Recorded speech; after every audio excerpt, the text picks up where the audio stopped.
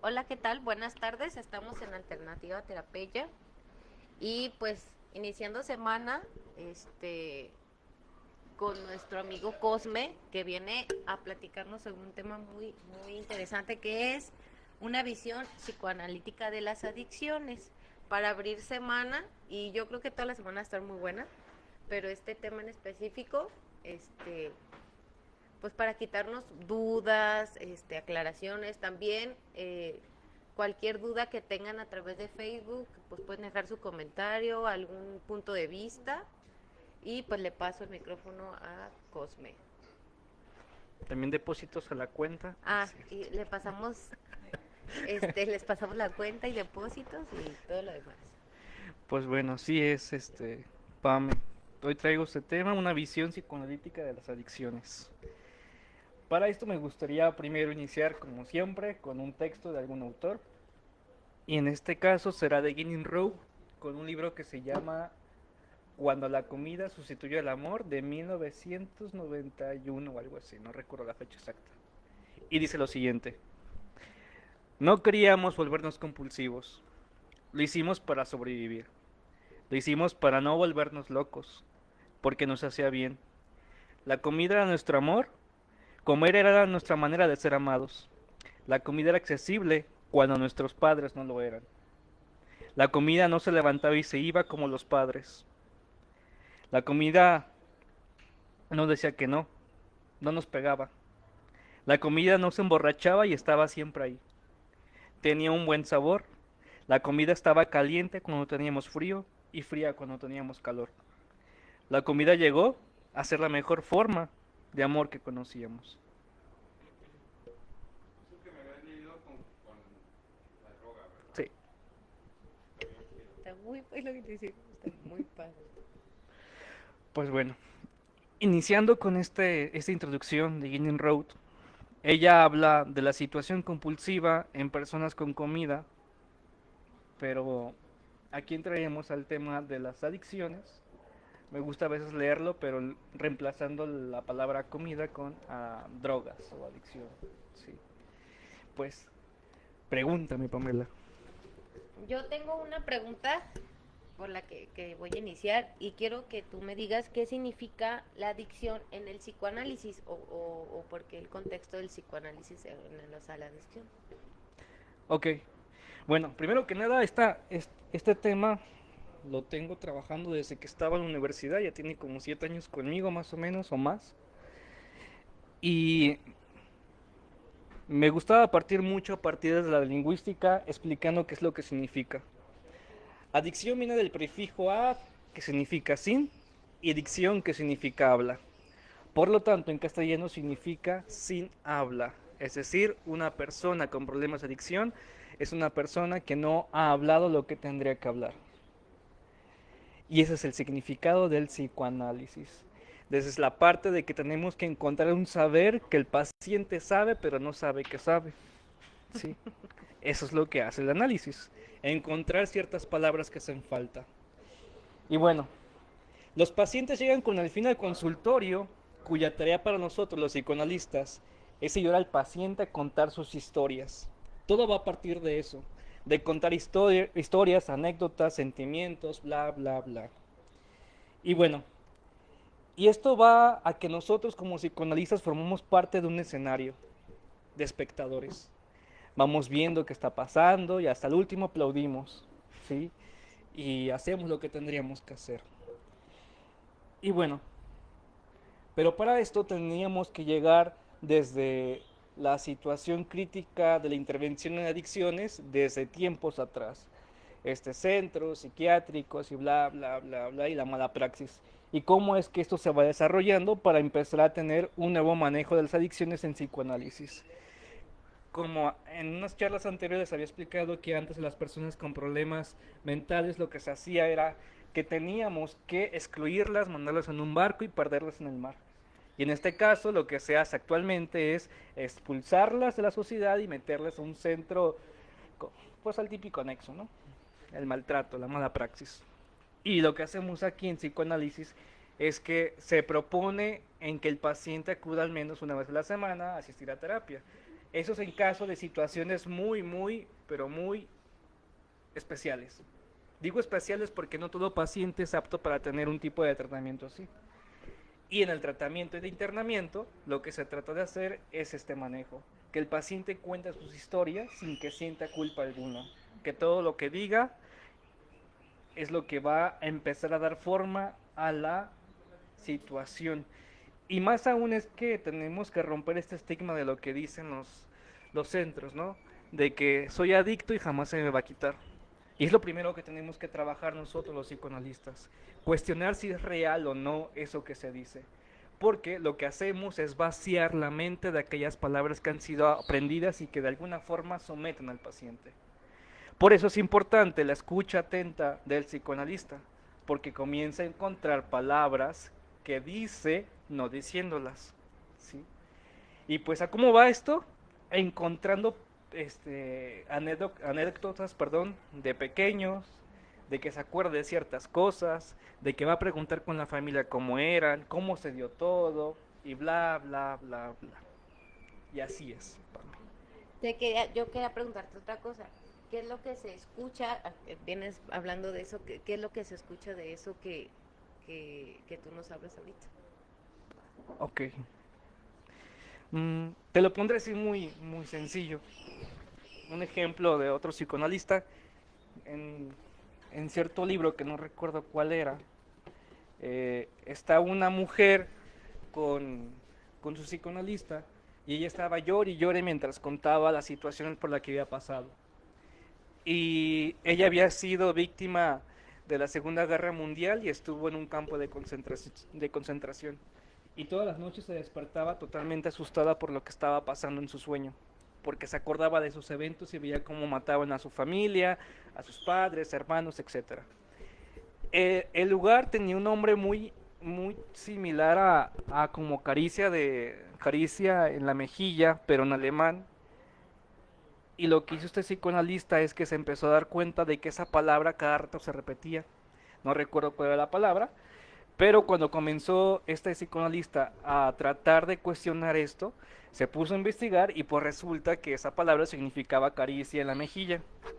Cuando se da cuenta de esto y la mujer comienza a contar otra vez esta historia, lo que hace este psicoanalista se para del sillón, va al diván y la acaricia la mejilla. Cuando hace este acto, a partir de ese momento, los malestares se quitaron.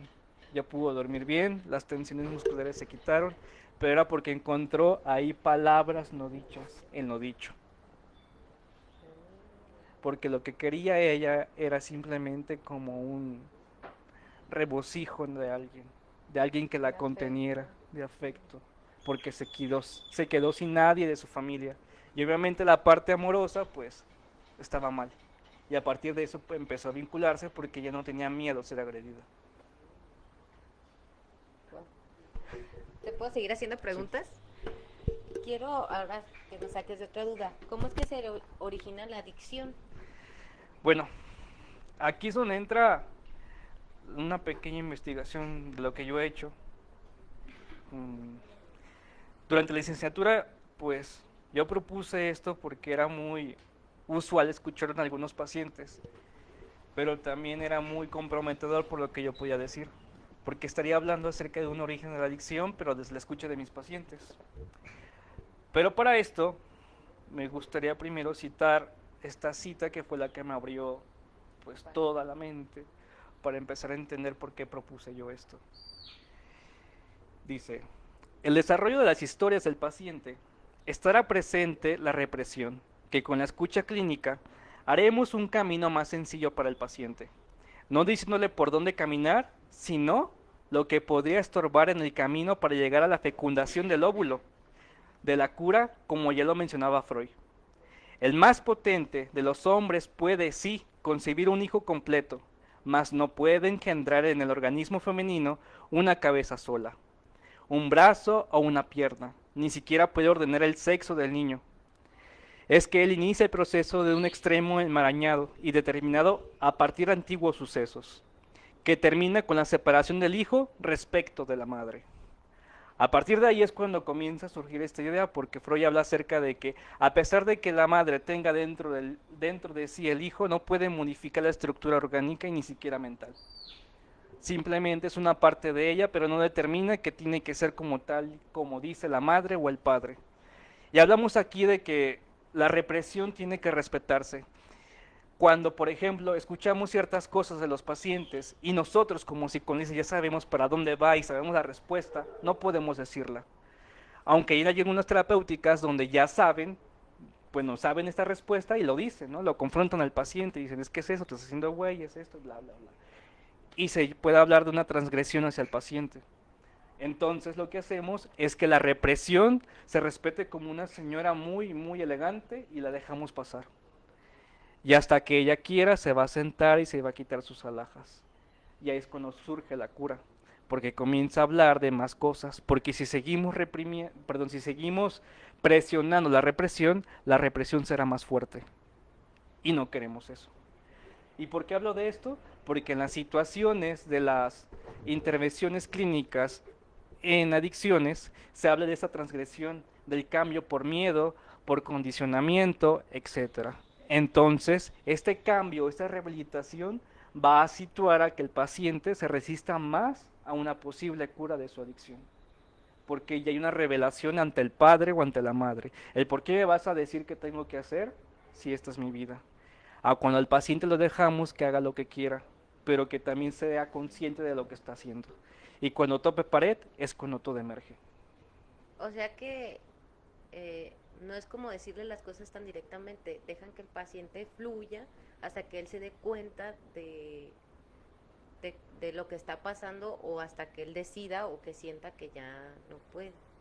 Y eso sí, eso me hace muy interesante porque yo he estado acostumbrada en lugares donde es el confronte y esto y tienes que hacer esto y vas a hacer el otro y tú vales ta. Entonces te quedas impresionado cuando vienen y te dejan fluir, te dejan trabajar. Entonces es muy parecido pues más o menos a lo que estamos Sí. trabajando aquí, pues el no estar diciendo eres esto y esto y esto y tienes que hacer esto, porque sí es cierto, cuando traes una adicción y te empiezan a decir así como de vas a hacer esto, pero ¿por qué lo voy a hacer? Y es como es como rebelarse, como no lo voy a hacer. Uh-huh. Entonces yo la verdad a veces sí dudo, sí servirá cuando el que te dejen hacer y que te dejen, o sea, el que no te estén diciendo eso para que te caiga como el 20 de las cosas, esa era como mi duda también. Sí, además de que lo podemos ver desde un punto de vista muy perverso, ¿no? Que tope pared para que se dé cuenta de que se equivocó. Pero obviamente esta está parte del cuidado del paciente. Lo que es el psicoanalista es también estar viendo desde su escenario, desde su lugar del asiento de la obra de teatro, que no se está equivocando. Somos como el chícharo, ¿sí? De que digo, oye, no es por ahí. Acuérdate de ciertas opciones. Y el paciente comienza, sí. Son como pequeños, no sé, pataditas para que se dé cuenta de que lo está haciendo mal. Pero no hacemos que el paciente diga, es que me dijo esto, sino que, hay más opciones. Y es por eso que comienza el tratamiento a ser un poco más libertario y es cuando muchos pacientes se asustan, porque están acostumbrados a ser mandados por alguien o a ser sometidos a ciertas cuestiones que no quieren o que no deberían de ser sometidos.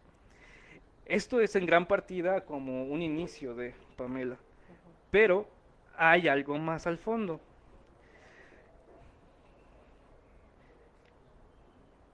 Y voy a leer otra vez algo que dice Freud. Estadio oral, en el cual, de acuerdo con el principal interés del lactante, la zona de la boca desempeña un papel cardinal. Se sigue organizando sádico-anal, en la cual la pulsión parcial del sadismo y las zonas del ano destacan particularmente. El tercer estadio de organización y el definitivo es la conjunción de la mayoría de las pulsiones parciales bajo el primado de las zonas genitales. Es decir, en otras palabras, lo que hace el niño, a través de las necesidades de sus esfínteres, es obtener la atención de los padres, el ser cuidado, el ser mimado. Por lo tanto, lo que hace el bebé es que cuando se hace del baño, sabe que mamá va a ir de inmediato a ver qué es lo que tiene. Cuando el placer está siendo totalmente complacido de ser cuidado por la madre, el niño comienza a darse cuenta que cada vez que llore, la madre va a estar ahí. Y es cuando comienza esta parte inteligente del niño de que es que si voy a hacer esto, mamá va a reaccionar de tal forma. Y puede haber ahí dos casos. Uno, la madre que está sobreprotegiendo o la madre que abandona. Y esta parte de la madre que abandona podríamos ponerlo como una mujer que tiene a su hijo, pero este hijo está hecho del baño y han pasado como 3 horas y no le ha cambiado del pañal, ¿no? O está esta mujer en la parte de la sobreprotección que si está hecho del baño el niño, inmediatamente va y lo limpia. Y deja ahí que no tenga el pañal para que tenga más tiempo para seguir defecando, con tal de que no sufra su hijo. ¿Sí? O por ejemplo, tiene ciertas medidas la madre, a qué horas va a tomar el biberón. Y el niño ya está programado. Y antes de que llore el niño, la mamá ya está con el biberón ahí. Y no permite que el niño llore. No permite que el niño sufra. O de lo contrario, lo abandona. Comienzan síntomas, no sé, del niño como desnutrición, berrinches, enfermedades y cositas así. Eso es lo que puede ocurrir. Y hablaríamos también ahí de un tema muy profundo también, de la situación del paternaje. Cómo es que se ejerce el paternaje de los padres a partir de esos momentos, porque es importante, porque ahí se puede instaurar el riesgo de tener un síntoma de adicción o compulsión a algo. Originarse también la depresión, la ansiedad, trastornos de conducta alimentaria, etcétera. Es por eso que los padres que están siendo padres deben ser conscientes a lo que se están metiendo. Yo tengo otra pregunta, ¿sí te la puedo hacer? Sí. Yo no te quiero interrumpir. Cosme, ¿también la cultura genera adicciones? O sea, la cultura como tal puede generar una adicción. Sí, la cultura genera adicciones. ¿Por qué? Nosotros como seres humanos tenemos 3 elementos mentales: el yo, el super yo y el ello. Es decir, consciente, preconsciente o inconsciente. El super yo son todas las reglas morales, la iglesia, la religión, la sociedad y la familia. El ello son todas nuestras pulsiones, aquello perverso, la parte sexual. Y la parte del yo es lo que somos en sí de uno y del otro. Entonces, cuando tenemos una situación cultural muy sometida a la obediencia, se habla de que va a haber un pequeño infante y que va a estar rebelándose constantemente ante estas situaciones. Y lo que hace es huir de ser castrado, de ser limitado. Por lo tanto, lo que hace este pequeño es empezar a, por ejemplo, unos comportamientos así sería: mi mamá no me dio tal dulce, entonces voy a ir con mi hermana, o voy a ir con la tía, o voy a ir con la abuelita, para que me lo dé porque tú no me lo diste. Y comienza eso, ¿sí? A aprender a encontrar de cualquier forma el placer. Y se habla ahí de una ausencia del padre porque no está poniendo límites como tendría que ser. No le está enseñando cómo pedir las cosas y a cómo ganárselas. Igual pasa esto en la situación de la adolescencia, que es donde hay más peligro de adicción, porque no se habla de una situación en la que tiene que tener cuidado el padre para poder cuidarlo, pero tampoco estarlo sometiendo a ciertas reglas, porque tanto como somete a como es libertario, hay riesgo. Es decir, hagan lo que hagan los padres, terminamos enfermos. Pero también en ciertos niveles, ¿verdad? Yo así de, no, pues, te acabas de dar un mal pronóstico para todos, ¿no? Hace ratito hablabas como de la cura. Entonces, ¿esa sería la cura o hay otra cuestión? ¿Cuál sería, cuál sería la cura para esta situación? Hace ratito mencionaste, entonces no sé si... La cura de esto sería, como al principio dijimos, de una forma lingüística, la cura de adicción es hablar lo que nos ha hablado. Y si lo vemos de una manera familiar o transgeneracional, es aquello que nunca se habló, como quejas al padre, quejas a la madre, el no poder haber dicho en algún momento que no estaban de acuerdo, o secretos familiares que están condenando al paciente. Por ejemplo, una situación así, una mujer que, no sé, una familia, un chico, ¿no? Un chico que tiene problemas de adicción, tiene 20 y tantos años, y este chico lo que hace es que consume cristal y constantemente está en pelea con su madre. Entonces, este chico nota mm, esta diferencia que hace entre su hermano y el otro, ¿sí? De que hay más consentimiento en alguien y no en él, y situaciones así. Entonces hablamos, ya investigando más al fondo, de que hay como una pequeña hipótesis de que uno de los hijos no es el padre. Y es cuando comenzamos a escarbar más, ¿sí? Porque inmediatamente hay un rechazo del padre hacia este hijo que se droga. Porque en algún momento lo que hizo la madre es acostarse con alguien para darle un hijo al padre para que no se fuera. Porque en aquel momento el padre tenía un problema genital. Y para que no se fuera este hombre, le dio este hijo de alguien más. Y es un secreto que nunca se ha hablado y que nunca va a decir la mujer. Y esto es el origen de la adicción, porque se está eliminando la historia del paciente. Hay una mentira ahí. Y lo que no soporta este paciente es que no se diga esta verdad. Y en su discurso está, es que no me siento bien, no me encuentro en el lugar que yo quiero, no sé qué quiero, no sé hacia dónde ir.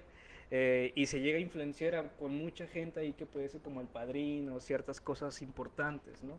Y se convierte en eso que admira, pero porque está buscando esa identificación que le falta, esa verdad que hace falta. Oye, yo, otra. Ay, no me preguntan nada.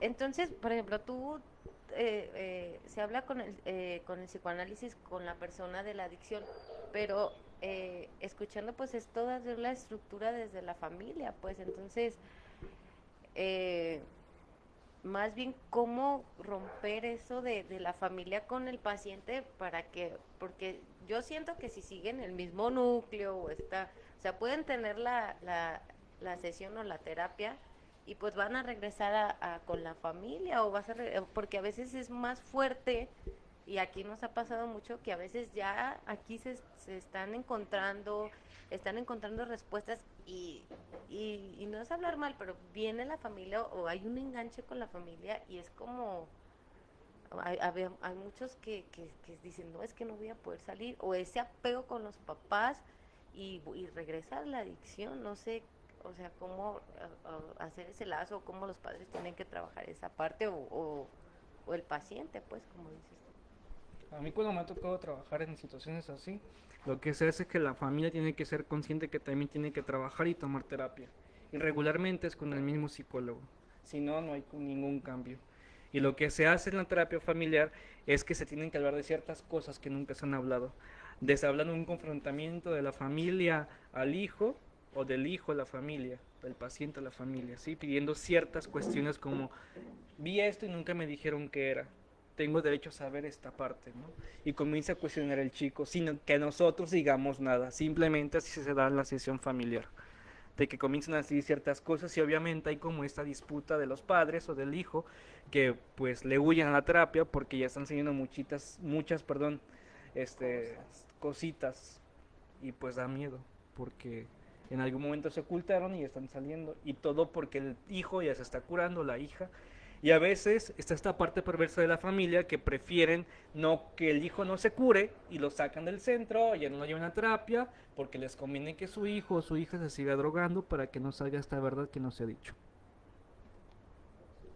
Eso se me hizo muy interesante porque eh, es como un riesgo, pues y la familia pues tiene que estar consciente de que es un entorno general, porque muchas veces, y a mí me tocó un caso hace poquito de una amiga, es que lo he llevado y no, le dije, pero ¿por qué tú no trabajas? O sea, ¿por qué tú no vas a estar bien? Es que yo no estoy mal, está mal mi hijo y por eso lo estoy llevando. Entonces, cuando te cierras así o cuando el familiar se cierra así, yo creo que no hay como, puedes tener 1000 sesiones y yo creo que no pueden salir de lo mismo. O ya si uno como que va a tomar terapia decide seguir tomando eso, pues es como salirse del núcleo de la familia totalmente. Bueno, no sé si, porque a veces este muchos dicen, ¿cómo pueden decir eso? Que de la familia o de los papás viene toda la problemática. Y a veces también los que tenemos adicciones nos agarramos de, es tu culpa y es tu culpa. O sea, hacen sentir a los papás como la culpa y que no voy a poder salir de la adicción por tu culpa. Uh -huh. Entonces, es ahí también como, es mi duda, o sea, como, Ya en casos muy severos como esos, sí se le hace saber al paciente que es lo mejor es retirarse de la familia. Y también que la familia tiene que darse cuenta que su hijo va a estar bien sin ellos. Y van a preguntarse, ¿por qué va a estar mejor mi hijo o mi hija sin mí? Pues porque lo enferman, así de simple. Entonces, ¿cómo quieren ver a su hijo o hija dentro de la familia drogándose o fuera de la familia feliz? bien. ¿Alguien tiene algún comentario, alguna duda que Siento que nos ya hablé quiera? mucho. Ajá, que quieran exponer algún comentario. Gil.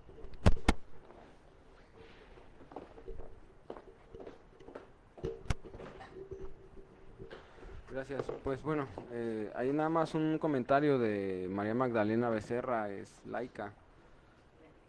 Dice, hola chicos, bonita tarde. Realmente es como es un saludo, pues nada más. Yo agradecerte, Cosme, que hayas venido. Y esto poco que has conversado de la charla, yo creo que para los que son papás, yo no tengo la fortuna todavía, creo que ya se me fue el tren, pero independientemente de eso soy hijo y convivo pues en una sociedad. Y así como tú hablas de cómo hagan lo que hagan los papás, vamos a salir jodidos, me parece que también los círculos más cercanos. O sea, los tíos influyen, los primos influyen, y como que son detalles así que pasan a lo mejor inadvertidos de, "Ay, es un niño, no entiendo, o no, no tengo por qué decirle ese secreto, o no tengo por qué informarle, o no tengo por qué hablarle, ¿no? Ni siquiera con amor, nada más hablarle con honestidad. Y como son piedritas, piedritas que van llenando así como un recipiente que a final de cuentas estorba y se desborda. Y luego nos preguntamos, es que ¿por qué me salió así? ¿Por qué él es adicto? Todos mis otros hijos son estudiosos, pero él no. Cuando un hermano que ya falleció estuvo anexado en un centro, a mí no me interesaba asistir a las reuniones psicológicas familiares, porque los domingos nos hacían ir. Yo iba porque mis papás pues lo visitaban, pues. Ahí fue cuando conocí lo que era el programa de AA. Y pero yo decía, bueno, es que yo no lo necesito, o sea, yo soy ejecutivo, yo trabajo en el gobierno, o sea, tengo carro, carrera, a mí como para qué me quieren, ¿no?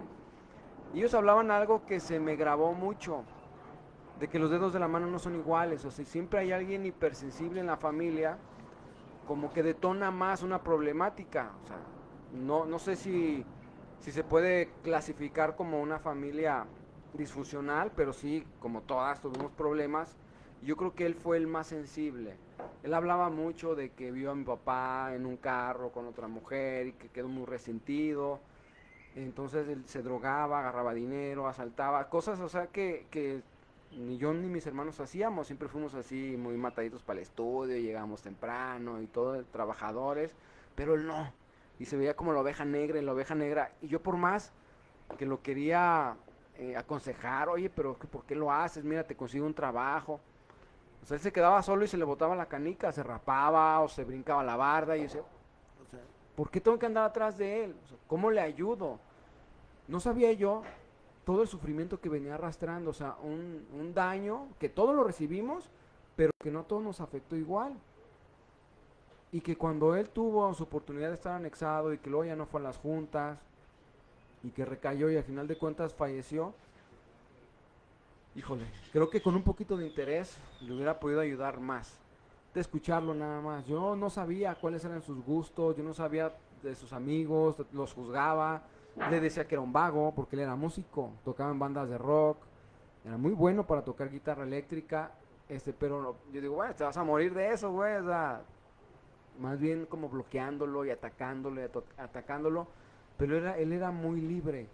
Y esa parte, toda la familia la juzgó, pero yo no sabía pues que su problema interno era muy grande. Hasta después que ya conocí la terapia, lo que fue un grupo de AA, me cayó el 20 y dije, ay cabrón.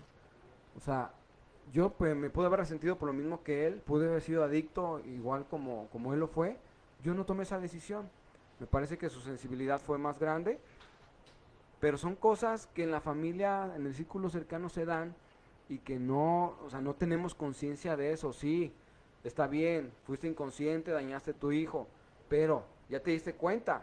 O sea, ahora, de aquí en adelante, ¿qué vas a hacer? La responsabilidad contigo aquí entra, o sea, la terapia, el terapeuta, el trabajo constante, interno, permanente, o sea, ya es tomar las riendas. Entonces, qué bueno que nos traes este tema porque a mí me hace recordar eso y a las personas que escuchan, ojalá les sirva para que prendan los focos de alerta. O sea, si un hijo está cayendo en las redes de la adicción, híjole, hay que pedir ayuda y ser muy atentos y sobre todo invitarlos pues a que observen que hay una raíz y que si la pueden encontrar hay solución. O sea, claro que es curable, no es cierto que es para toda la vida. No, la muestra es que aquí estoy. Pero entonces no es para toda la vida. Ojalá y haya oportunidad de corregir eso, no ese estigma. Ah, pues ya, está jodido y jodido para siempre, no tiene solución. Crucifíquenlo casi casi, ¿no? O sáquenlo de la familia, ¿no? O sea, sí se les puede ayudar. Pero bueno, pues se requiere que la persona acepte la ayuda y que tenga interés. Gracias, Cosme. De nada.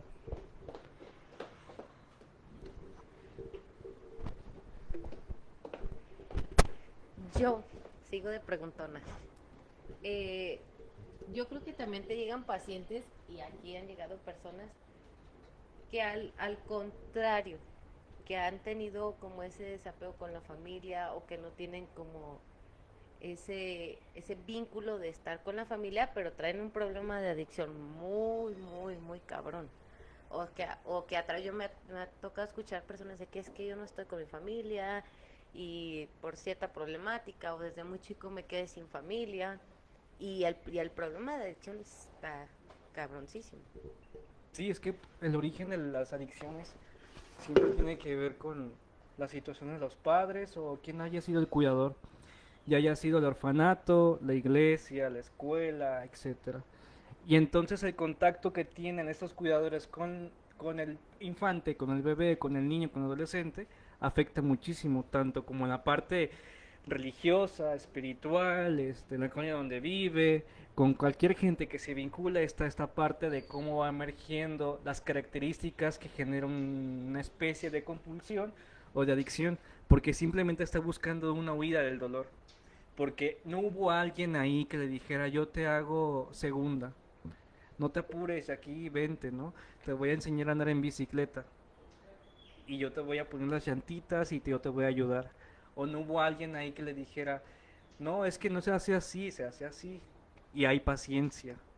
No hay alguien que le diga, está bien, entiendo que eso es así, pero no significa que tengas que hacerlo de esta forma. Hay varias. Hablamos de que no hay un bastón y, y esas faltas de bastones hace que el paciente busque la complacencia de algo que sea inmediato, que quite esta cancelación del dolor, porque no están siendo totalmente fuertes anímicamente. Y por lo tanto, la mente está muy sensible a ciertas situaciones porque en algún momento no fueron vistos por alguien.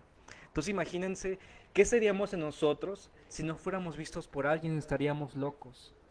¿Por qué? Porque en algún momento hubo alguien ahí que nos viera, que nos dijeran, ay, qué bonito estás, o tienes tal cosa, bla, bla, bla, o tiene tal cosa. La cuestión es ahí de que hay una mirada, alguien que nos desea, alguien que nos dice, cuando crezcas quiero que seas así, no importa lo que hagas, bla, bla, bla, bla. Pero también hay ciertas miradas en las que pueden ser muy agresivas, como naciste para mí, para que me cuides. Yo tuve este niño para que me cuide hasta la vejez. Yo tuve esto, bla, bla, bla, bla. Y entonces hablamos de que las palabras de los padres siempre marcan una forma mental, pero inconsciente. Dirán, pues es que no es que están vinculándose con la gente y pensando inmediatamente, ay, me acuerdo cuando mi mamá estuvo pasando esto, ¿no? O cuando mi papá hizo tal cosa, o cuando viví tal cosa. Simplemente, cuando ya están amando como aman, se dan cuenta de que se están pareciendo a ellos.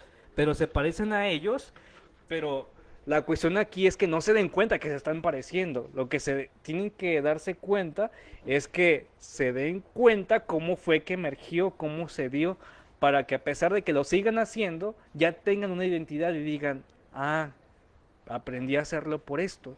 Y ya no se siente la culpa de que es que así me enseñaron, sino así aprendí y así elegí seguirlo haciéndolo. ¿Alguien tiene una duda, un pregunta? comentario, una duda, un punto?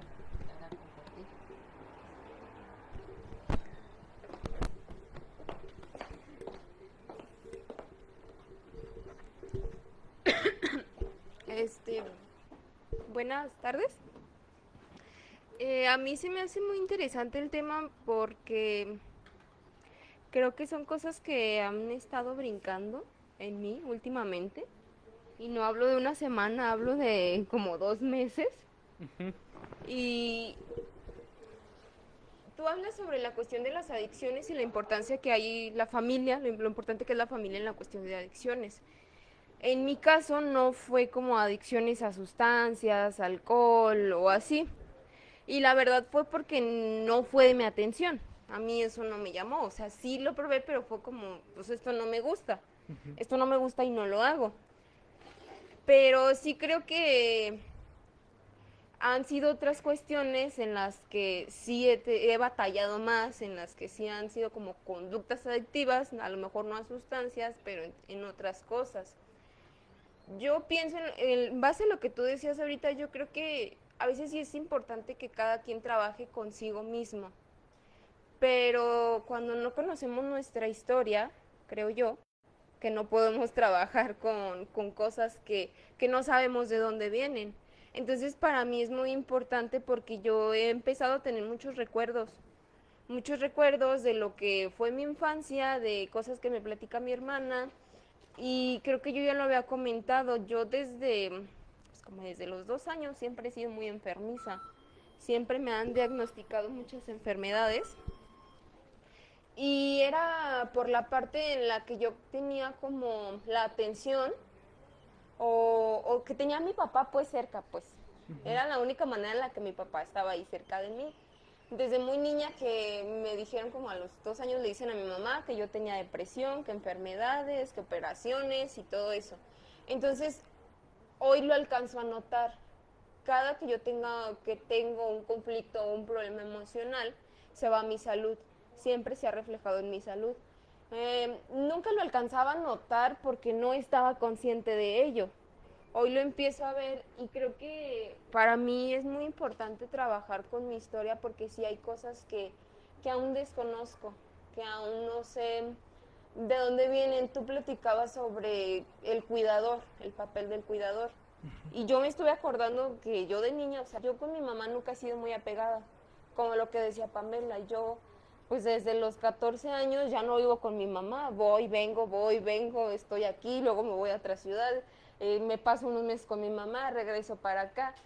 Pero nunca ha sido como, a partir de los 14 años nunca fue, quiero vivir con mi mamá y voy a estar con mi mamá. O sea, yo era, no quiero vivir con mi mamá porque a lo mejor hay diferentes cuestiones en tanto de pensamientos, tanto en las cosas que hacemos, pero yo siempre lo busqué más como la seguridad o el afecto de mi padre.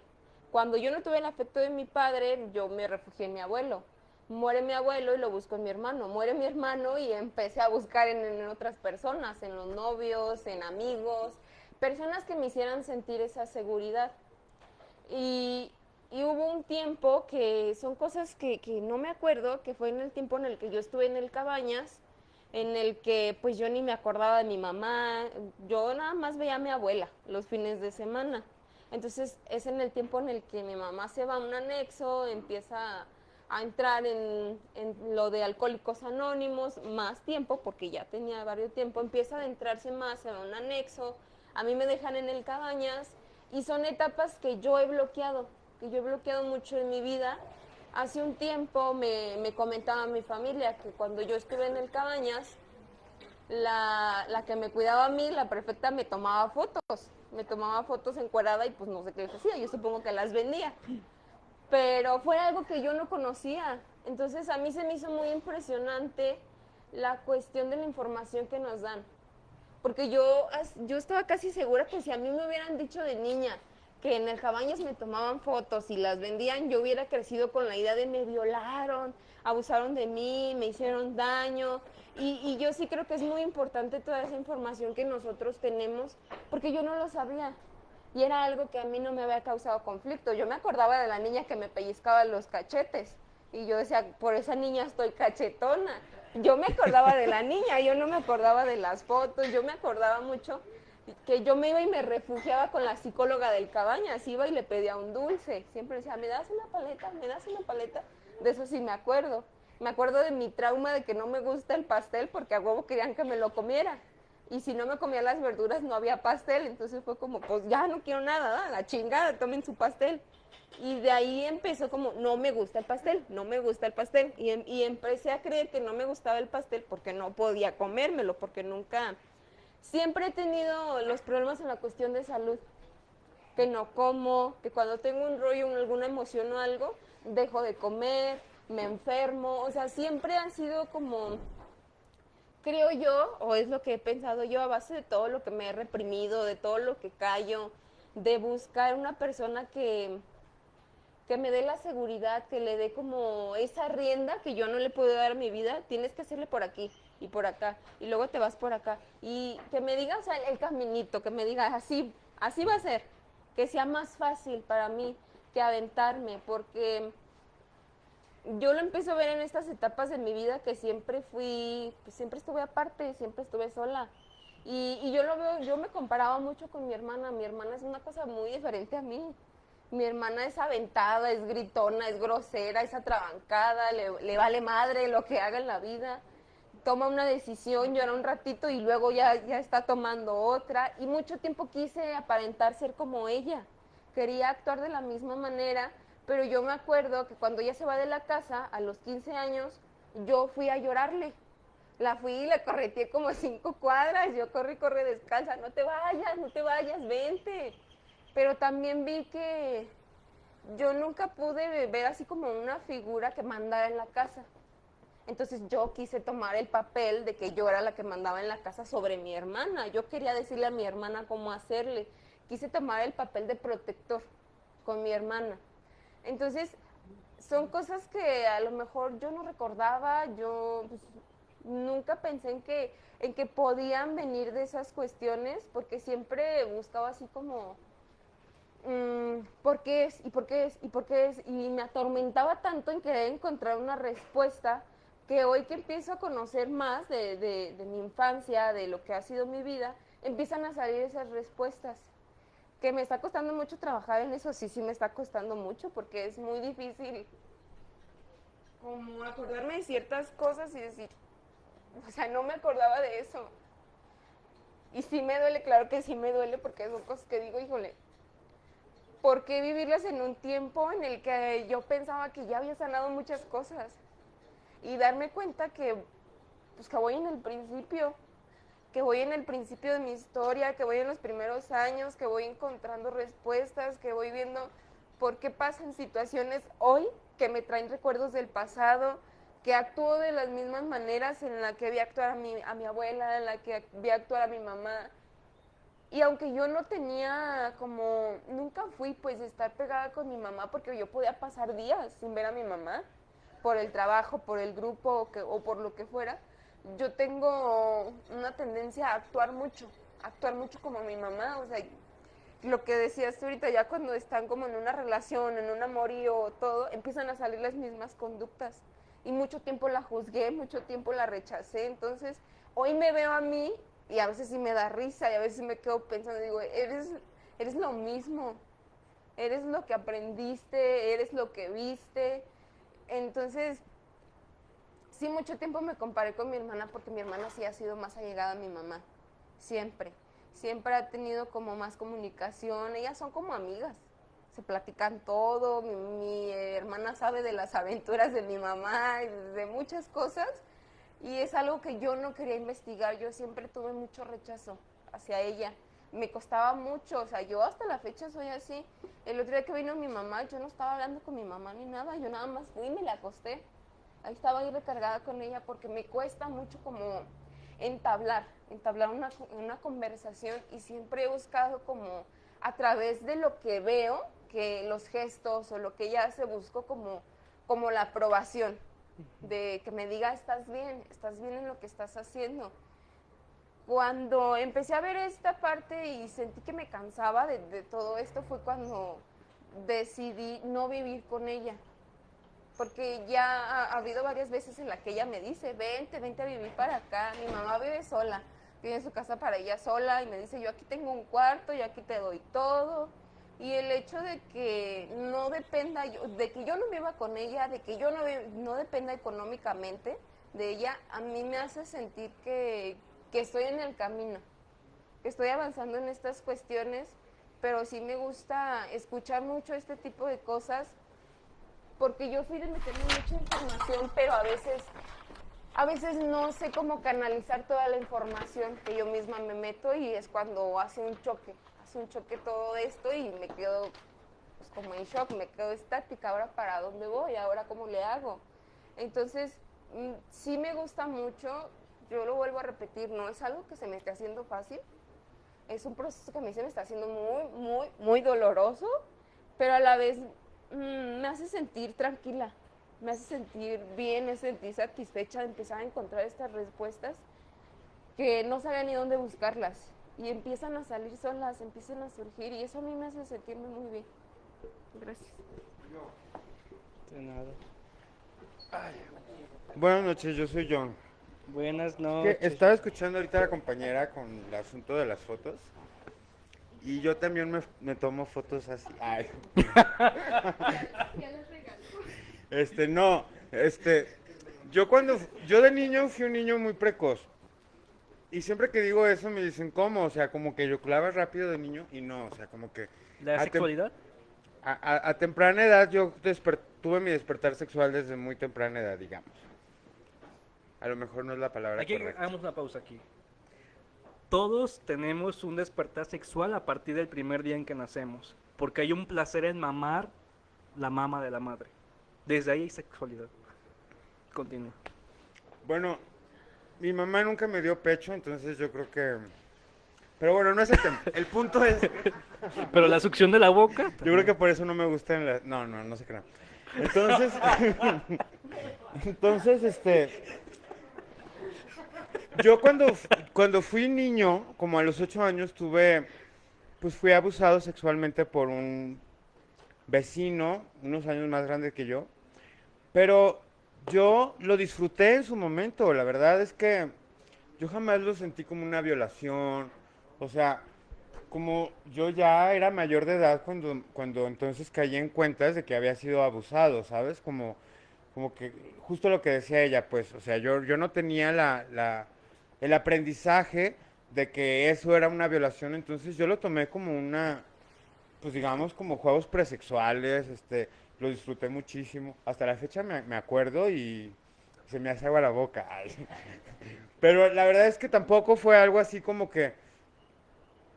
Entonces, de repente en algún punto supe que eso había sido una violación, entonces yo me traumé, ¿sabes? Dije, no puede ser, Dios mío, abusaron de mí. Pero yo decía, bueno, pues qué rico, ¿no? O sea, como... Pero la neta es que, ¿cómo también uno puede crecer con un trauma o no? Porque la verdad a mí eso jamás me generó ningún trauma, al contrario, o sea, yo toda mi vida he buscado repetir esa misma sensación, pues, sí, ese placebo.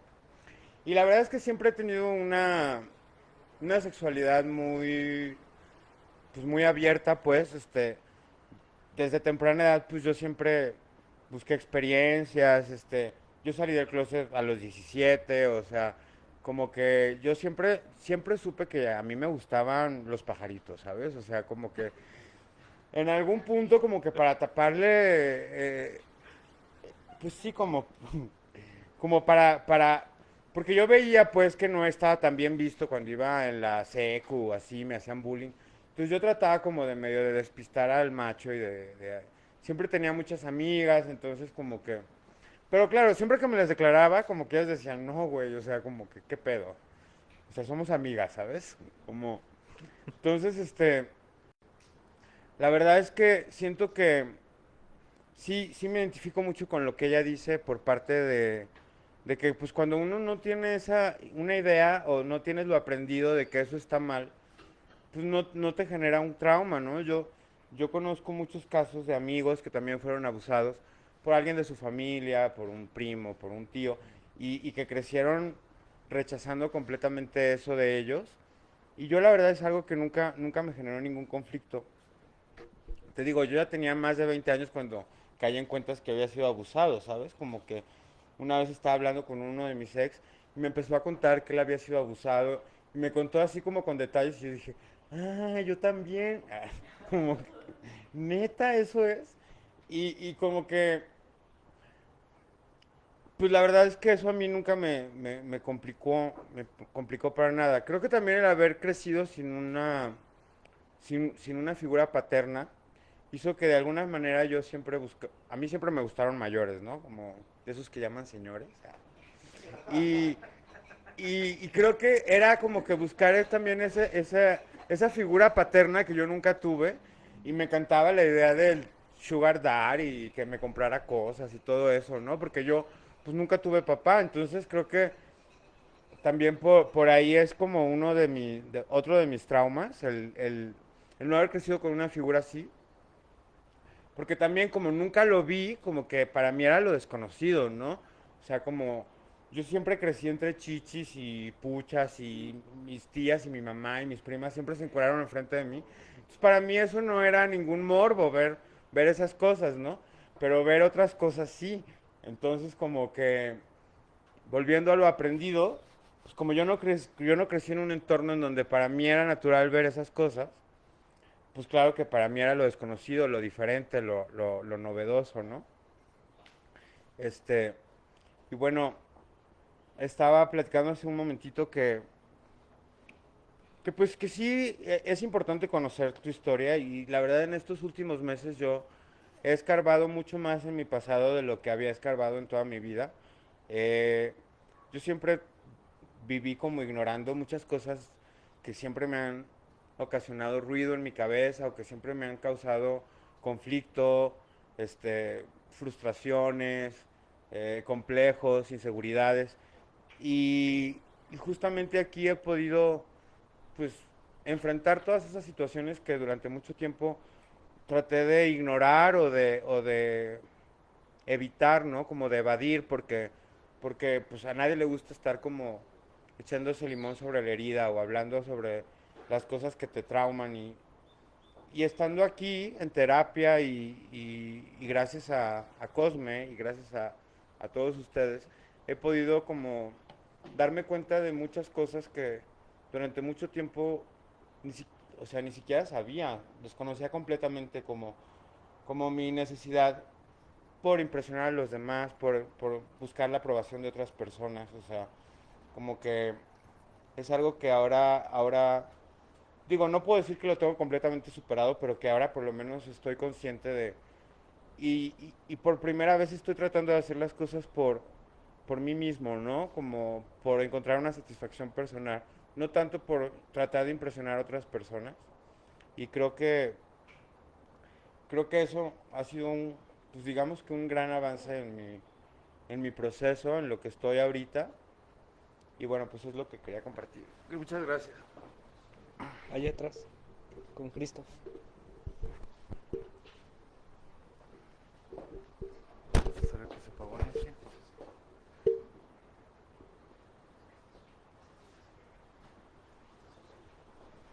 Gracias. Me gustó mucho cómo comenzó tu introducción. Adicción, el no habla y que se esconde en lo que no se dice, en las palabras que no se dicen. Y toda la junta ha estado pensando, ¿qué palabras no digo? ¿Qué cosas tengo no conscientes en las que escondo la raíz de mi adicción? Toda la junta ha sido mi pregunta. So far no he llegado a la respuesta. No, hasta el momento no ha llegado a la respuesta.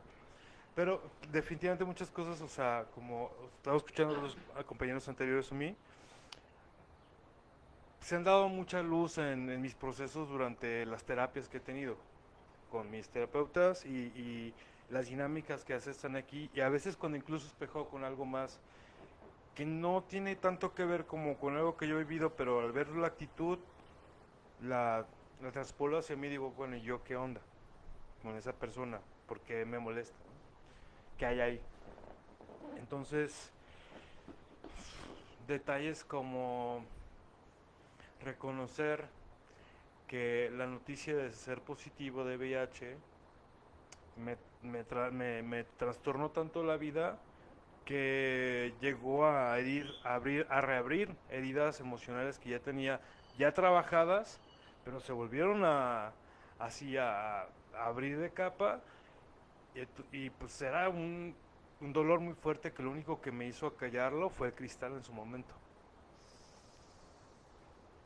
Y el dolor de decir, yo no soy lo suficiente, no soy lo valioso, nadie me va a querer así. Ideas tan fuertes que estaban arraigadas por mis miedos, y arrojar luz a esa parte que yo tenía bien escondida, ¿sabes? Como, no, de esto no se habla. O sea, y era como un tema de que yo no hablo de estas cosas. Hablar cada vez más de mis inseguridades, de mis defectos de carácter, de todo lo loco que puedo estar. Con cualquier persona, o sea, bueno, no con cualquier persona, con personas con las que yo digo, bueno, ¿quieres conocerme? No te voy a enseñar lo bonito porque ya lo estás viendo. Te voy a enseñar lo bonito, lo más culero, pues para que decidas si te quieres quedar o no. Esa es mi nueva táctica de ligue. Y me está funcionando. Me está funcionando chido. Porque creo que encuentran cierto valor en la vulnerabilidad del ser real. De no adornar como toda esta parte. Yo soy todo esto hermoso, ¿no? No, yo soy todo este tipo de cosas negativas y de defectos que por momentos soy todo eso. No me definen. Y sí, está muy chido. Sigo sin encontrar en qué es lo que está callado. Cuando hablé con mi mamá sobre estos temas es que seguro en el embarazo pasó algo. Seguro, estoy seguro. Así no es por la descalcificación que nací pendejo, no. No, es por algo más. No, de que dices, sí, güey, es que sí pasó algo, pero no me acuerdo. Dije, no, pues estuvo cabrón de que para que lo bloquearas, o sea, estuvo cabrón. Entonces yo creo que ahí está una de las raíces de lo no hablado que desconozco, que puede ser quizás la razón para mí, porque viene desde la gestación, todo esto, mi necesidad de tanto de atención, como de afecto, como del enfoque hacia mi persona, ¿no? Yo ser el centro. O sea, esa es creo que mi mayor adicción. Más allá que las drogas, es como yo quiero ser el centro. Yo quiero tener la atención, yo quiero tener la razón. Y es una locura. Una mente muy insana piensa que es así y por mucho tiempo pensé que es así. Una de las muchas cosas a las que tuve que derrotarme fue a eso. No siempre tengo la razón, yo no tengo la verdad, ni puedo controlar nada. No mames, qué fuerte. Y eso ha sido uno de los ejercicios más cabrones con los que todos los días tengo que lidiar.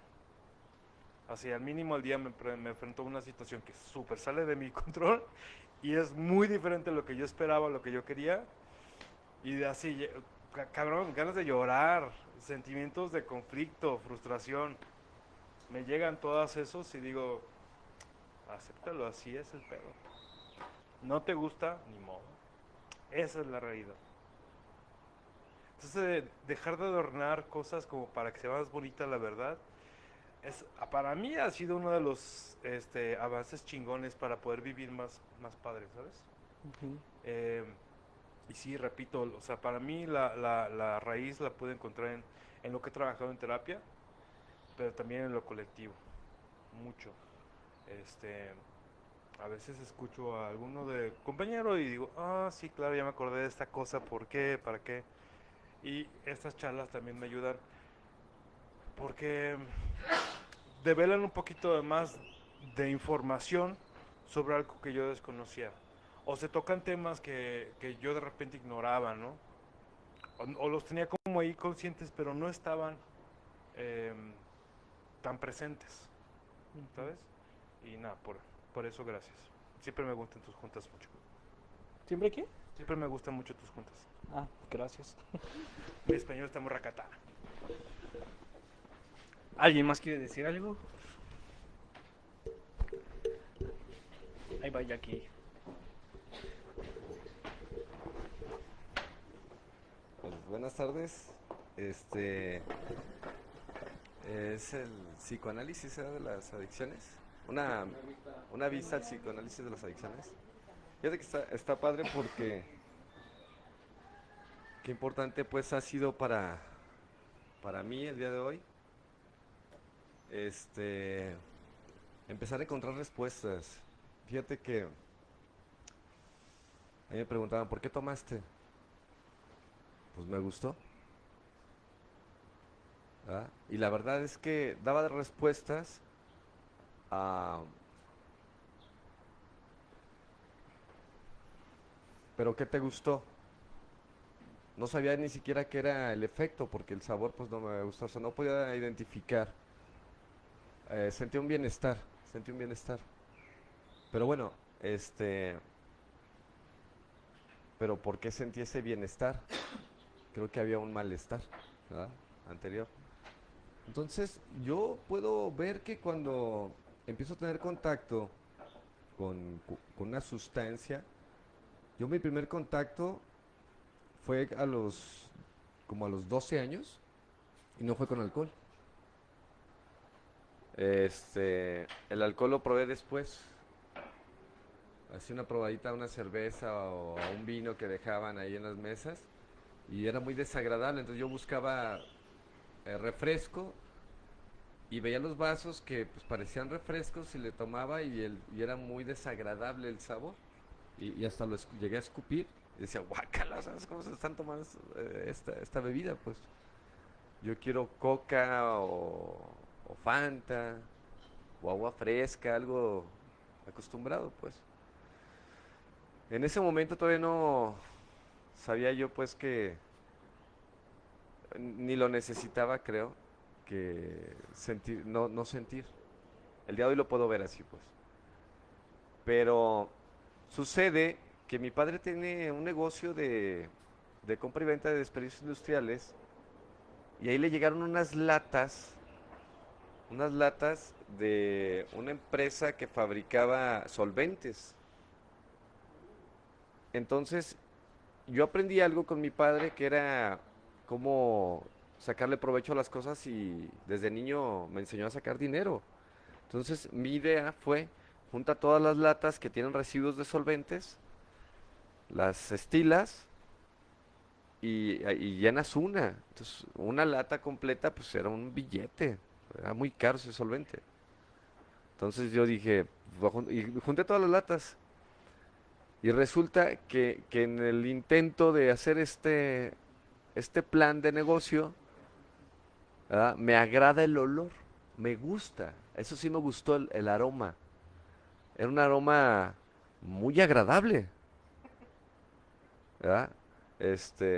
Entonces, lleno la lata y me la llevo como puedo a la oficina, ¿verdad?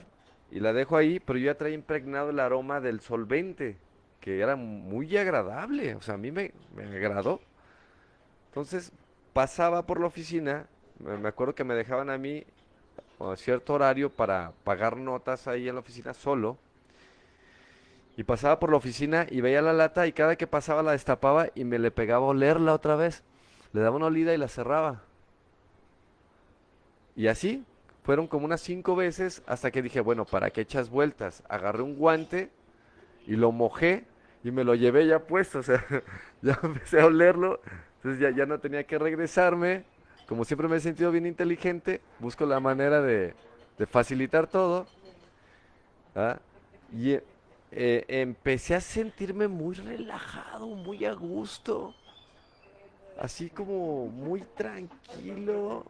No, no, hubo algo que me gustó muchísimo, que me despertó el instinto sexual de una manera maravillosa, porque empecé a sentir como mucha excitación y era una facilidad de poder fantasear, pero no tenía miedo, porque hasta podía tocarme por abajo, aunque la gente estuviera cobrando y yo tocándome, y era algo emocionante que no lo hubiera podido lograr sin ese efecto, ¿verdad? Pero aquí me gustó tanto el efecto como el aroma. Una aromaterapia, hijo de su pinche madre. Esa sí era aromaterapia, no chingaderas. No, guanteterapia, porque era guante. Era un guante. O sea, nunca me imaginé, yo no sabía de las monas y eso, la verdad, si no a lo mejor utilizo una estopa, pero agarré un guante. ¿Verdad? Entonces en el guante iba y lo mojaba cada ratito, cada que se secaba. Este, no me descubrieron porque olía toda la habitación al solvente y decían, pues es la lata que metió. Y yo así, mi madre, pues ni idea tenía, nunca había visto que su hijo, pues, tuviera intenciones de drogarse o algo. Y me veían así como, o sea, ha de estar cansado, ha de estar, ¿verdad? Agonías me decían, me apodaron porque siempre estaba así como tarasbulbas, pues, así como muy lento, pues. Así, en serio, me apodaron en la agonía desde niño. A mi hermana Hermelinda porque era más como el sol, como me dijo el sol, así. Y yo siempre he sido así como muy lento, pues, así, hasta para caminar, así. Siempre era muy lento para todo. Y mi abuelo así nos apodó. Entonces no era raro, pues, que me vieran lento, pues, o sea, para ellos era normal. Eh, y muy enfermizo también. Pero en ese momento que hice contacto con eso, a mí me encantó. Pero me desencanté cuando en la noche me vine a la casa y se quedó la lata ya y que ya no la seguí oliendo, empezó como la resaca. Es un dolor de cabeza horrible, horrible, náuseas, empecé a sentir náuseas. Y luego yo quería que se fuera y respiraba y el aroma lo traía impregnado en todos mis pulmones, era algo feo, así. ¿Nunca han estado donde pintan así y están un buen rato y que se te queda el aroma así? Algo parecido, pero muy intenso. Y ya desagradable porque ya era un dolor de cabeza insoportable que gracias a esa resaca, al siguiente día ya no lo quise hacer. Me ayudó. En ese momento me doy cuenta que yo todavía mentalmente había como sanidad. O sea, mi vida estaba bien. Fíjate, todavía a los 12 años estaba bien. ¿Verdad? De cierta manera, entre comillas. Porque no sentí que lo ocupaba para vivir otras cosas, pues. Sí puedo observar esa parte. Y yo creo que hubiera ido mejor.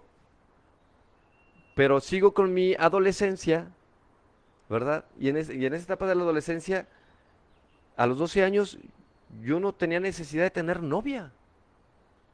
Es más, ni quería novia. ¿En serio? Sí quería experimentar y experimenté con niños, ¿verdad? Juegos presexuales, experimenté tocarnos, porque es parte de tu desarrollo y lo observo, ¿verdad? Experimenté hasta con una perrita ahí, ¿verdad? Fue lo más maravilloso, ¿eh? O sea, en serio. Cuando empecé a experimentar eso, fue donde empezaron a surgir mis miedos. Fíjate. La Daisy, que era la perrita, ahí no había broncas. Porque a la Daisy yo le chiflaba. Fíjate cómo está esa chingadera, ¿eh?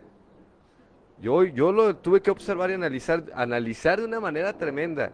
Porque, bueno, esto era algo que yo decía, no hice la primera comunión porque dije, no lo voy a decir. Por eso no hice la primera comunión. Y me dijeron que si no le decía al padre la verdad me iba a excomulgar o me iba a ir al infierno. Entonces dije, pues así nos quedamos, ni la hago ni le digo. Porque yo dije, diciendo, o sea, es que es un secreto entre la Daisy y yo. Y era chingón porque a mí me daba seguridad porque ni modo que la Daisy dijera. O sea, ¿sí entiendes eso? O sea, mis miedos fueron con la gente que yo interactué que tenía miedo que pudieran decirlo. A mí me dio miedo cuando empecé a practicarlo con Adolfo, con el Payul. Ahí es donde decían que era introvertido y no era introvertido. Me daba vergüenza salir de solo pensar que ya lo hubieran dicho cuando yo me ponía mis camisas hawaianas, cabrón, en aquel tiempo, pantalón 501, Converse, tu colita acá, ¿verdad? Y salías con tu partido en medio y caminabas así como si te acabaras de bajar del volantín. Así era. O sea, bien machín y fajándote con el Adolfo. Sí, o sea, sí sabes qué es eso, así como. Y sabiendo que Adolfo podía decir, ahí fue donde yo empecé a sentir mucho miedo y me empecé a esconder. Entonces, no, deja de eso. La bronca no es que lo haya hecho, la bronca es que me gustó. Imagínate lo que decía John, ¿verdad? Que ahorita quiero compartir algo sobre eso, que es más importante, porque hay experiencias que necesitamos identificarlas nosotros, no la idea que tenemos, pero también es importante no aplaudirla, porque sí fue un abuso. Entonces, como sentimos que no nos molestó, creemos que es correcto. Y yo ahí no estoy de acuerdo, o sea, es lo que dice Alice Miller, o sea, no puedes estar de acuerdo con tu agresor porque estás justificando lo que posiblemente tú quieres realizar. Es como pegarle a un niño porque te pegaron a ti y sentir que te funcionó, ¿verdad? Y lo repetimos. Entonces, yo creo que ahí en ese punto es algo o lo que lo escuché de John, que creo que lo tiene que trabajar él, pues. Entonces, empieza todavía esta cuestión de quererme demostrar a mí de que, bueno, fue mi primer experimento y me gustó.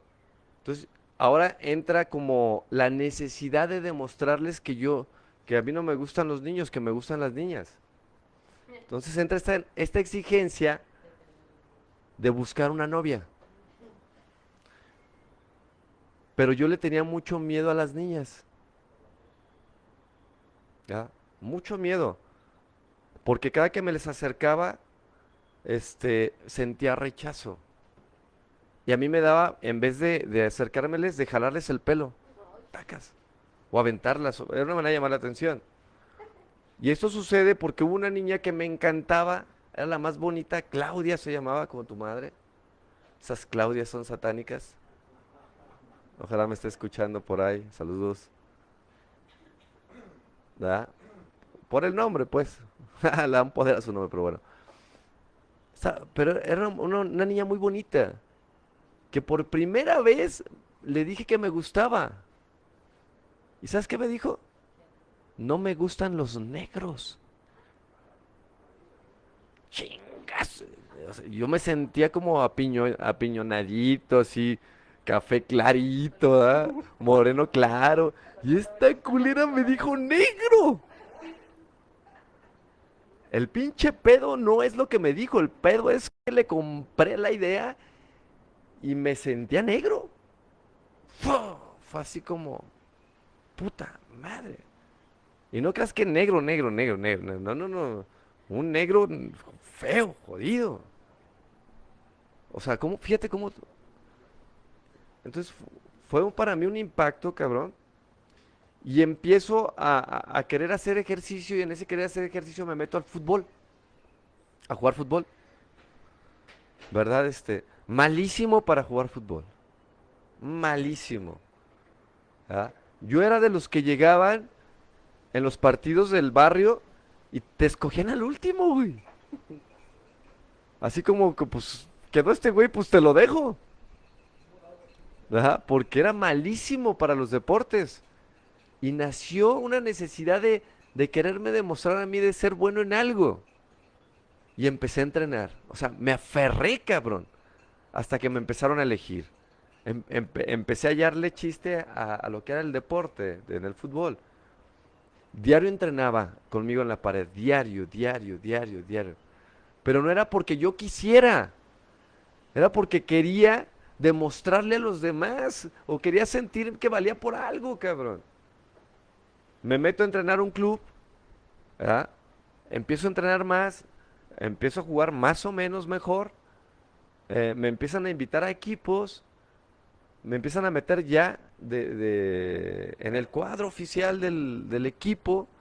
Empiezo a jugar bien. Hago amistades ahí. De ahí empiezo a conocer estas amistades. Porque en mi casa no se consumía alcohol. Porque mi padre estaba en Alcohólicos Anónimos. Y empiezo a conocer estas amistades que me invitan al mar. a los 14 años, y a los 14 años ellos ya tenían novia. Y para mí era un pánico que supieran que yo no tenía novia. Entonces lo que hacía era que agarraba el labial de mis hermanas, ¿verdad? Cuando llegué, porque entrenábamos martes y jueves, en la tarde-noche, y ellos llegaban besuqueados, hasta chupeteados. Entonces, ¿cómo le hago? Entonces yo lo que hacía era que me pintaba los labios, yo, y me pintaba besos. ¿Ah? Me pintaba besos, o si no, la maña de que le es así, te pintas aquí y te lo pintas por acá. No sé si les pasó así de labial, y luego te ponías labial tú por acá así para que, y te hacías menso como que, así, y llegabas hasta te les ponías enfrente así como, oye güey, traes labial, pinche morra. No era nadie, güey, no era nadie. No, eso me ocasionaba mucha tristeza cuando llegaba a mi casa. En serio. Tenía que irme limpiando, me sentía triste, cabrón. Con ese engaño que yo sabía que estaba actuando. ¿Verdad? Y además sí había niñas que me gustaban, pero yo siempre sentí que me rechazaban. O sea, que yo le hablara a una chava, o sea, neta, no. Yo mi primer novia me la aventaron. O sea, no crean que yo fui y le dije, oye, me gustas, ¿quieres ser mi novia? No, o sea, hubo alguien que me dijo, hey, quiere conocerte, porque yo no me animé, yo no me animaba. Es más, hasta si se me acercaban, les daba la vuelta, me daba mucho miedo. Entonces resulta que nos vamos al mar, Manzanillo, con estos amigos. Mi abuela vivía enfrente, nos llevamos a casa de campaña. Y por primera vez pruebo las tecates. La tecate, desde que llegamos ellos dijeron, ¿qué? ¿Compramos chelas? Y yo, Simón, güey, así como si diario pisteara. Simón, güey, compré un guatote de chelas y, o sea, yo quería pertenecer a ellos, cabrón, porque yo los veía a ellos blancos, altos, piernudotes, porque ellos se entrenaban y su cuerpo se desarrolló bien bonito. Y el mío no creció. O sea, yo siempre las patas flacas, me decían gallareta en el equipo, la bailarina, porque caminaba de puntitas, corría de puntitas, me decían la bailarina, ¿verdad? Entonces, me daba mucha pena hasta usar short, luego cascorbo pues. Y yo los veía a ellos, sus piernas, que se les hacía un triangulito aquí, nalgoncitos, su abdomen. A mí el abdomen nunca se me hizo, siempre la panza esta que traigo aquí, este mendigo callo, no se ha quitado. No, neta. Por más abdominales que hacía, o sea, el callito y la joroba que traigo no se me han quitado. Entonces, empiezo a probar la cerveza, me supo malísima, ¿verdad? Las latas esas de la Tecate que era. Y me dice un amigo, ponle sal y limón. Y le puse sal y limón. Me empecé a tomar una. Cuando iba a la mitad, empecé a recordar, porque sentí el mismo efecto parecido cuando olí el solvente. Esa relajación, pero era con alcohol. En la respiración sentía el etanol, que es el alcohol, así. Pero relajado. Empiezas a sentir que hasta todo cambia, tu percepción cambia. Tu temperatura, empiezas a sentir como tu cuerpo se empieza a calentar rico, así. Y no quieres que se acabe el efecto, y le sigues tomando, y destapas otra. En eso llega una muchacha, ¿verdad? Con un palapsu. ¿Sí saben qué es un palapsu? Las mujeres sí. Es como el que trae la china a veces, que es un chorcito hasta aquí, ¿verdad? Hasta acá que se pone. Llega, le hace así, se lo desmonta de aquí y se le cae y queda en bikini, cabrón. ¿Verdad? Y todos volteamos a verla porque no mames, o sea, yo no sé si ya andaba pedo, pero yo lo que vi era maravilloso y me quedé así. Y todos mis amigos super galanes, que para mí eran super galanes, de hecho uno se parecía a ti, el Alejandro. ¿No, sí? La neta, o sea, sí, es que hay gente que es tipo, pues. Y yo lo veía, pero en hombre. Las mujeres se ven feas. Es hombre. Entonces. Oh, pues tranquilos. Hay que tener cuidado porque yo soy bien perverso, ¿eh? No me hagan caso. Los subo y luego los bajo. Aprendan a escuchar, ¿eh, hijo? No, tú si te sientes galán, eres galán. Aprendan a escuchar. Entonces, el Alejandro dice, apartada. O sea, y su palabra la ley, cabrón. Así que, pues, ¿qué hago con el pinche Alex? O sea, no mames. El Alex es el Alex, cabrón. Ese cabrón, no, hasta con el puro carisma que tiene, voltean y lo ven. Y sí, la chava volteó y el que vio fue él. Dice, voy a la playa, me voy a meter, me voy a solear poquito y ahorita voy a hablarle. Y en eso estaba su hermano, que era Jesús, también. Pues, ese pinche Jesús tiene unas piernotas, unas pinches nalgotas, así el cabrón caminaba. ¿En serio? Y yo con mi pinche short que me lo tenía que estar levante y levante, hijo de su puta madre, que se me caía. ¿Ah? Patas charras. Pues con mi tecate. En cuanto yo también la vi, Jesús se puso sus lentes, se acostó y dice, ahorita que se meta yo voy a ir, dice Jesús. Ajá. A mí me encantó ese efecto porque yo no pensé nada más que ve y háblale. O sea, este güey se fue para allá, este se acostó, tú ve y háblale. Pero con una seguridad, lo que nunca había sentido. O sea, aparte de la seguridad que sentía ese impulso, el efecto en mi cuerpo era eso calientito tan rico, esa relajación en la respiración, ¿verdad? Ese aroma tan maravilloso, angelical, cabrón. O sea, era algo maravilloso que me impulsó a ir a hablarle. Llegué y la saludé, ¿verdad? Pero con una facilidad de palabra que yo nunca había tenido. De cómo te llamas, ¿verdad? Nosotros somos de Guadalajara, qué gusto conocerte, me gustaría invitarte en la noche a salir a algún lado, te paso mi número, me pasas el tuyo, pero así con una seguridad fluida, cabrón. Que lo he comprobado, que cuando una mujer te ve con seguridad, no tienes broncas. Pero cuando te ve con miedo, así como que siente tu miedo y te dice, sácate por allá, mendigo lujuriento. ¿Ah? Que si vas así, hasta sudando, hijo de su pinche madre. Es que, hola. Hijo de su puta madre. Así les llegaba, pues. Pues me mandaban a la chingada. ¿Ah? Y fue la primera vez que sentí que había encontrado algo maravilloso para enfrentarme a esos miedos. Porque ya no me sentía feo. Seguí tomando. En ese tiempo les voy a enseñar una foto, ¿eh? No, te enseño una foto. Me quitaron las premolares y las del juicio. 8 muelas, Cosme. Imagínate cómo tener el hocico. Bueno, me arreglaron los dientes. El hocico sigue igual. Sigo como una mendiga metralleta acá. Pero los dientes. Me decían que... Estos cabrones me decían, tienes risa de campeón, cabrón, pero de hipódromo. O sea, sí. De esas veces que dicen, ¿de qué te ríes? No me estoy riendo, güey. Que se me salían las veces y digo, no me estoy riendo. O en las fotos siempre me vas a ver así, como mi hijo Samuel. Con la boca tapada o así. Siempre. Un colmillo chueco, cabrón. ¿Sabes qué es eso? Sí. Ah, sí.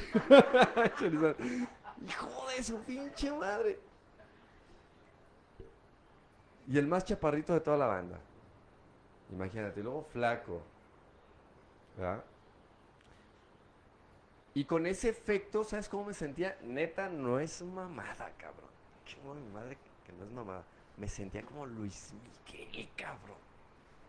O sea, no sentía que era Luis Miguel, pero decía, no mames, güey, como tengo el pelo quebrado, se me hacía la pinche maceta de rarotonga, así. Dicen como pelo de mono de basurero, así, más o menos. ¿Ah? Había una señora que me decía que tenía pelo de cola rascada.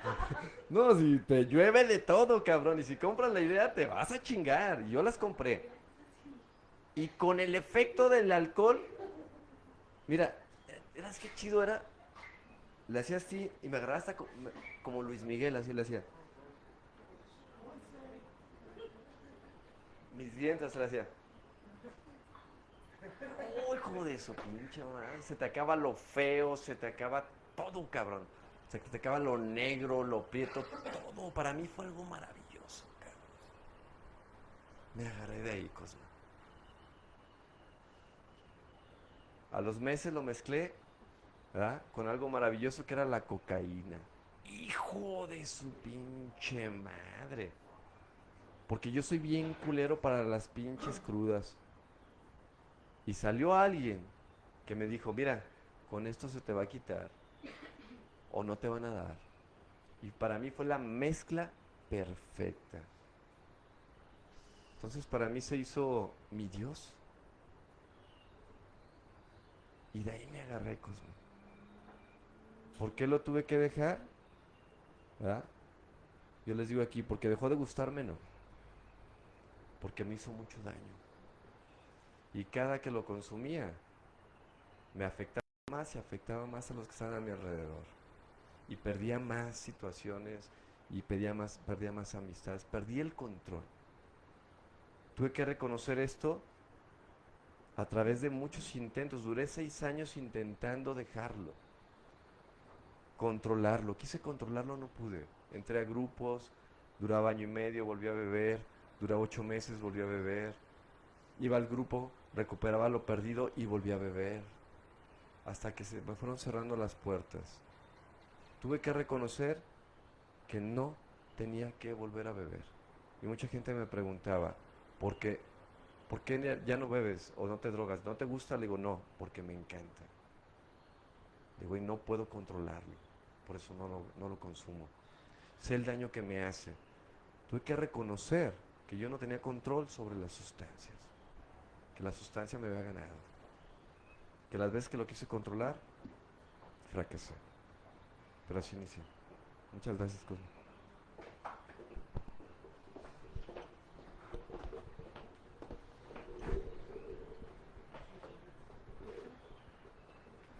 Pues de nada. A fin de cuentas, como decía Jacques Lacan, en el discurso en el discurso psicoanalítico siempre terminamos hablando de amor, porque se habla cómo es que nos acercamos al otro y esa forma en la que nos acercamos al otro puede enfermar, como la situación de José, ¿no? Podríamos decir psicoanalíticamente que se encuentra una nueva forma de cómo vincularse hacia el otro, de mostrarse a sí mismo. Y con eso terminamos. ¿Sí? Pues muchas gracias a todos y buenas noches. Buenas noches.